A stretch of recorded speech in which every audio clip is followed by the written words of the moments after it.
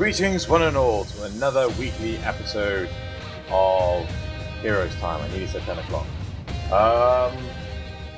First things first, if you're listening to this as an individual video, there is actually a playlist for all the parts, and the playlist will be in the description in case you're accidentally watching the one part instead of all three concurrently, if you so wish.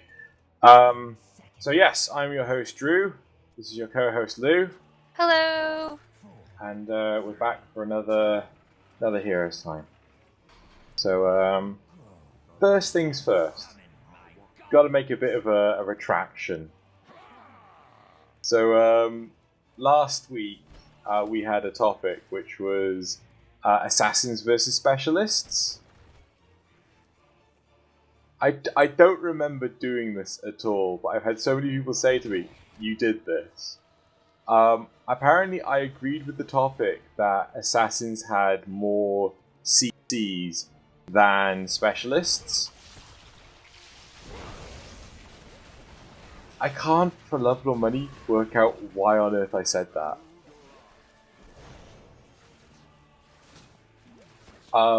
Because basically, friends of ours went, no, Drew, you got this horrendously wrong, and yeah, so I went through it, I was like, why would I ever say that? But anyway, yes. So no, specialists do have more CCs than assassins. Right. Get on with the topic, Lou. So our first topic today is the question if anyone thinks they should delay the launch. And as we are recording right now, it is the night before launch, and they're having the big party in London, and I'm assuming other places as well. And so the kind of resounding answer is there's no point now. Yeah, go on. But there's the question: in an ideal situation, should they delay it until certain issues are fixed? But again, no point now, but we'll explore that question a little bit. Drew, what do you think? Do you think there are too many problems that exist? No, I don't think there is any form of overabundance of problems. Nothing anywhere close to that. Are there problems in the game? There might be a few balancing issues. There might be a few sort of logical issues where, this isn't playing out how we intended. It's not like, the game crashes or anything, or the game falls apart. It's just in a sense a balancing issue. People choosing not to go for the map mechanics, as opposed to why aren't you doing them? Do I feel that they should delay the launch? No. Especially with such short notice. I resoundingly agree, perhaps unsurprisingly. They've been sort of announcing all this stuff now, and the question was I think the question was put up yesterday, which is Sunday, the 31st of May. And obviously, as our listeners are listening to this now, it'll be Thursday, so a bit time on from that. But it is 2 days before launch date. This question is thrown up. Should they delay it? Well, they've already booked the parties and all the events, and there's a live stream, and there's contests, and all sorts going on. So no, even if there was a resounding outcry from the community saying that there should be a delay, I don't think they would. I think one opinion is saying... Go ahead. One thing I actually want to jump to is the original post. So the original post, in our notes, it says, I feel like they should delay it until they fix certain issues. They don't actually state what those issues could be. Well, that sounds like a whole lot of... I mean, no, not to offend the original poster, but if you can't name specifics, then I really don't think they're gonna sort of respond to that in any way, just from a business standpoint. I actually completely agree. This is something I see a lot in 10 o'clock, is where people will say, oh, this is broken, but they don't say how, or even possible solutions. Well, I won't expect game players to necessarily have a solution to bugs, because that involves a lot of, code. But bugs obviously not, but balancing issues.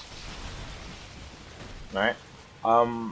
When I was looking through the forum the other day, there was one topic saying that Nova was completely overpowered, right? And that she should be removed from the game. And how much experience have you had with Nova? I've gotten her to level 5, I believe, at this point. I didn't really find her to be overpowered, even though she's invisible. She's not truly invisible. You can kind of see a shimmer. Yeah, but and, I mean, it's not as if she can fire at you invisible as soon as she shoot you. Yeah, she's decloaked. She's visible. But actually, really, really funny thing I find is the number of people that say to me, "Oh, you can see the shimmer. You can see the shimmer." To me, it's not obvious at all. Like, if I know that there's a Nova around, I will look for the shimmer, right? But unless I know that there's a Nova, I won't look for it. Same with the Zeratul. I'm just like, there is a shimmer? Anyway. The times that I've in a group looking for a Nova, I've not been able to spot the shimmer, but that could just be me. Everybody has different sort of visual perceptive abilities. So it could just be me. Not to detract any further. The point I have is that with this other topic, people were saying, the original post was saying, oh, Nova's a broken character, she's completely unbalanced. Every single time I've been in a game with her, she's completely cheesed the game. She's made it completely one-sided, and whoever has the Nova wins. But they don't actually state how they would suggest fixing it. They just say, oh, you should just flat out... Blizzard should just flat out remove her. And I'm like, that is quite a jump. Yeah, I mean, if you think about the amount of work that goes into, creating a character, and, just the levels of coding that go into all the character-specific skills, to completely, throw out a character is quite a lot to ask, I would say. Well, not only that, actually in the replies to that topic, and then we'll get back to this one, in the replies of the topic, it was interesting how people said, no, we like Nova, because people that play her often get cocky and end up suiciding. They tower dive and things like that. So, it was just interesting. But should we go back to the original topic before we go too far off? The original topic at hand, that there's supposedly a lot of problems. I think the most problems I've ever experienced has just been dropping out a lot. Now, I don't know if that's my own connection issues, or if that's something something related to sort of the combined connection issues that everyone's having, but I do experience some lag and some dropout issues, but other than that, I've personally not experienced too many problems. Right. Okay, so I've not really experienced any bugs or anything like that, no graphical glitches or anything like that. The only thing that I would potentially argue needs balancing, and I'm not going to claim that I actually do know, is the Ravenlord map. The reason is that when you get the curse of the Ravenlord, when you get the curse, it completely nerfs all your enemy minions, and that is effectively free XP. And as far as I can see it, if you're actually continuously stomping those minions while in all 3 lanes while that curse is active, you get a bucket load of XP, and that can push you really far ahead of your enemy team in terms of levels. It can, but I would say that in a quick match scenario. Now I've not played Team League or Hero League yet. But I'm assuming it's a similar, would function similarly. If I mean the experiences that I've had playing in quick match is that oftentimes, as long as both teams know what they're doing, there's oftentimes a fight out over the tribute.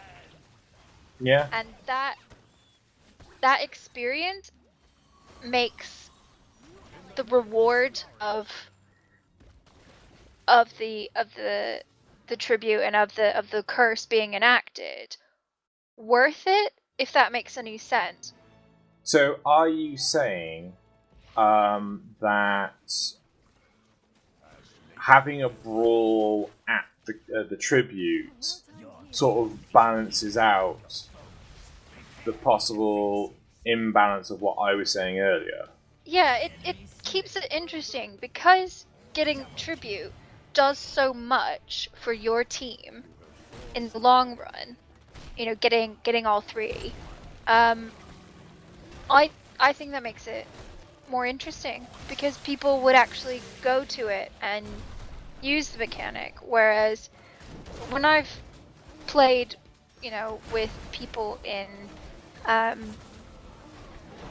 versus AI situation, obviously this is a different scenario. Potential here is that people are learning the maps. If you go to the Pirates Bay map, or if you're playing on the Pirates Bay map, people sometimes just ignore the gold altogether because they don't feel like the cannons really give that much of a push. I actually feel that the reason why people ignore the game mechanics is because the AI is kind of too derpy to use them, and basically as the human players you can just seriously push an AI match and you can get it done within a few minutes, like, you know, less than 10. I've actually done that with, I think it was either the Pirate Bay or it was Tomb of the Spider Queens. It was super quick because we always picked it up, and we still had people pushing at the same time. So I think that would be more of the reason why people in versus AI don't actually go for the map mechanics. Anyway, my point being that I think that the level of sort of reward you get for doing the Raven Lord is it makes that whole brawl scenario interesting. Yeah. You have something that you're fighting for. It is a really big boost for your team. You don't exactly know when the next tribute's going to turn up or where it's going to turn up, because if my understanding is correct, the timing at which the tribute pops up is randomized. It's not a consistent amount of time. I feel it is a consistent amount of time. Like, it's after the third tribute has been activated, there's obviously the period in which the curse happened, and then after that it's just a set period between each tribute coming out, but it's just a randomized location, But anyway, should we talk about what people are saying in replies to this? Should they delay the launch? Yeah. So some of the replies that we have here, based on our notes, is that, as I mentioned earlier, that the launch party preparations are already in place. Banners are already up all over London. So, just while some people would like to delay the launch, one person is saying that they feel it's better to just move on and get things over with. If problems appear, they appear, and they're just going to have to be dealt with as they come, which I guess that's just the reality of the situation. So, no matter what, it'll get fixed. Yeah. I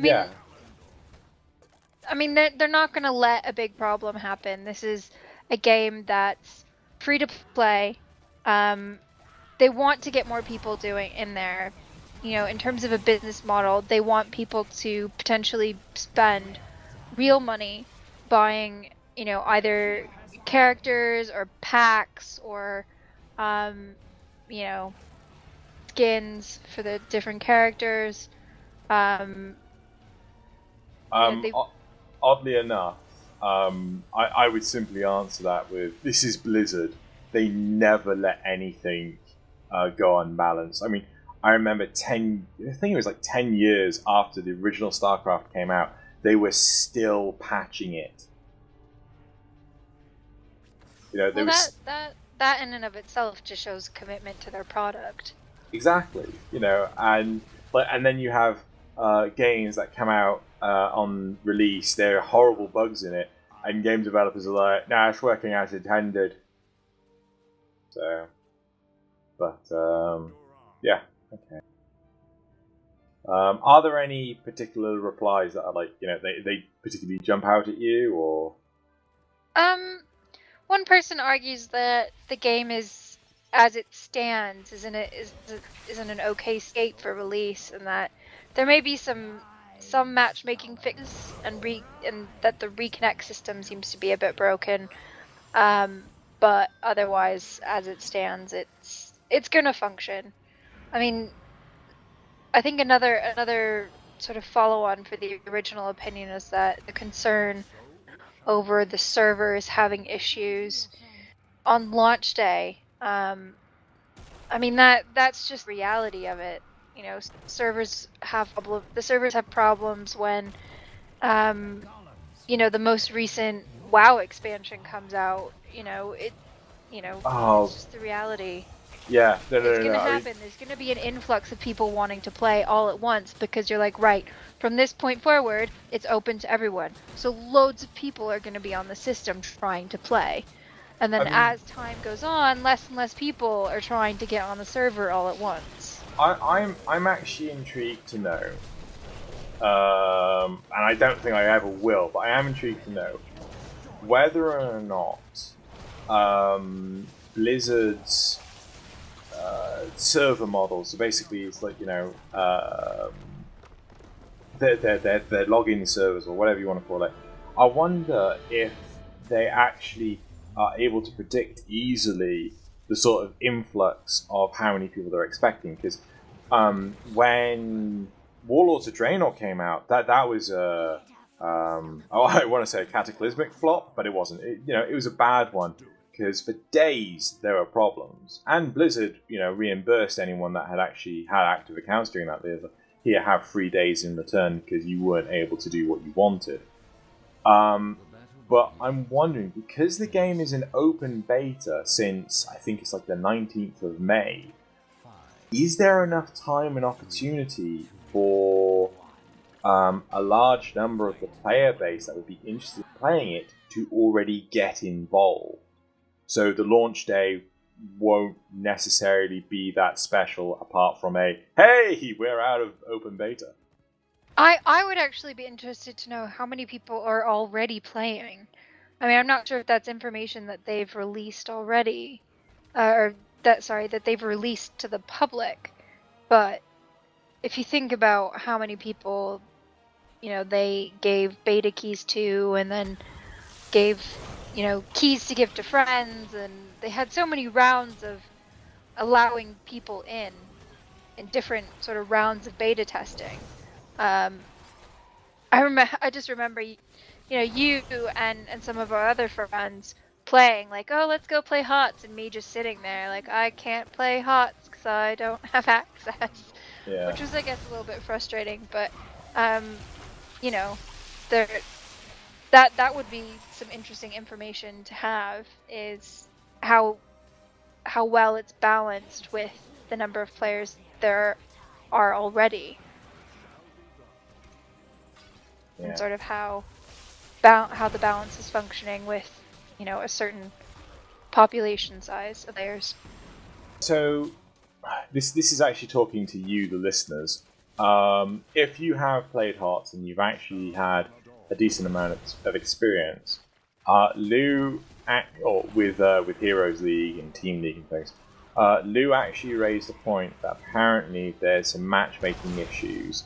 Now, neither Lou nor I'm pretty certain neither Lou nor I have actually played Heroes League or Team League. It's not something that particularly interests us, at least not yet. But if you are one of these people and you have an opinion on the matchmaking, leave a comment below. I'd certainly be interested in reading it. Yeah, definitely. I mean, I think a couple of our peers do play in a team league, but I don't think as a player I'm personally ready for that level yet. And this kind of gets on into our next topic, which will be in the next video, which is people sort of flaming each other and calling each other noobs, and in the comments. Do we actually have anything else to add to this topic? I think I've kind of given my 2 cents on it. It's, in the end, it's a free-to-play game.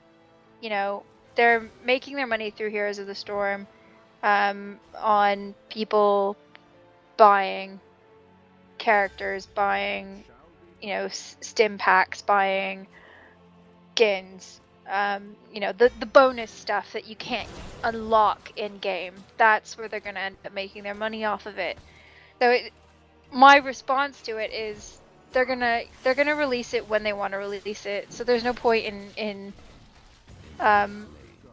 complaining about it. Yeah. It may, in my opinion, might sound initially defeatist, but I'm happy to give Blizzard the benefit of the doubt based on the products that they've already made. They're a very successful company. Yes, every product is going to have its flaws, but in this case, it's free to play, so take it or leave it. Yep. As it is. Right, okay, well, I'm in complete agreement, apart from your statement of where they're going to get their money from, because clearly they're going to get their money from World of Warcraft, and anything else doesn't need to make any money. The revenue that they do generate from this particular product, as opposed to... No, it's just more of a joke. But anyway, right. Let's end this topic now.